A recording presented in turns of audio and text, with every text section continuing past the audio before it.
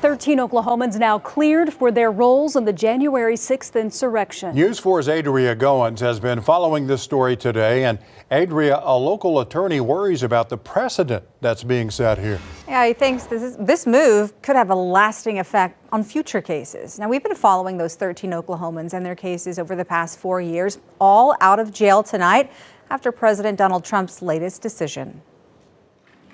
What they've done to these people is outrageous. One of President Donald Trump's first executive orders, signed Monday. So this is January 6th. These are the hostages. Approximately 1,500.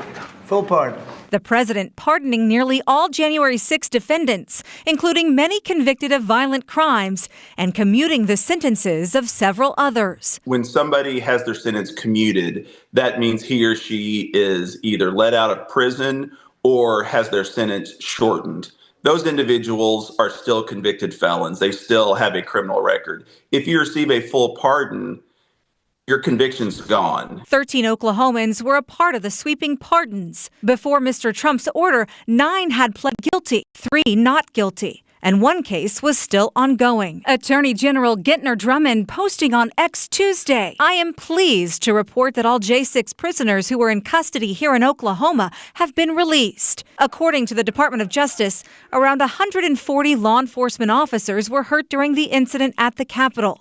5 people died. One D.C. Metro officer, Michael Fanone, seen fighting off protesters, was attacked by 6 people. He suffered a traumatic brain injury and a heart attack. Commenting on the decision Monday night, saying the move pardoned hundreds of violent cop assaulters. Drummond has been pro-policing, even clearing an Oklahoma City police officer of criminal charges last month. He sent me this statement saying in part, President Trump was open and honest about his intention to issue pardons on January 6 defendants, and a majority of Americans voted for him. The aftermath of January 6 was considered the largest investigation in federal law enforcement history, costing tens of millions of dollars. Prosecutors are very likely to be less inclined to bring these types of charges because in the back of their mind, they will know this individual could be let out of jail or be fully pardoned within the next couple of years. The friends and family or those people who spoke out, witnesses, I can see where they would be concerned or even frightened.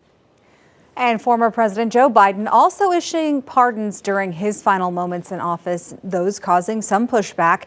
Those include members of his family, health officials, and people on the January 6th House committee, as well as police officers who testified during those hearings.